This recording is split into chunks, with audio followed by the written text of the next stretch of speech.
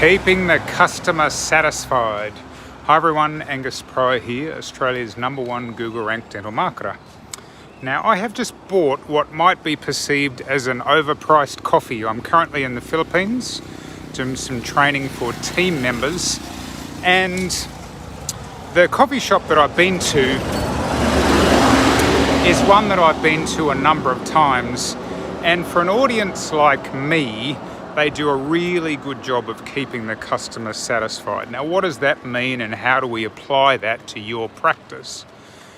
The fact is, that's the coffee shop sort of there, and then a little bit further down the road is probably the #1 hotel for Westerners.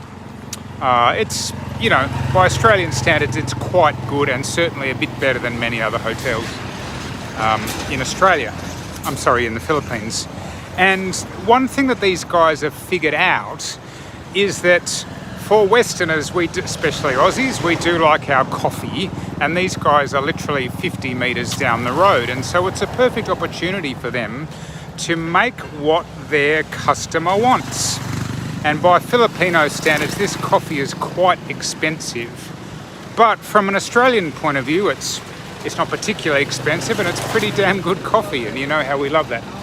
Now, what's my point here? My point is, if you try to be all things to all people, you're going to fail. And in your practice, you need to figure out who your ideal customer is. Now, what's the metaphor here? It's like in the particular area, these guys know that it's Westerners staying at a hotel nearby, so that's what they're catering to. In your area, who is it?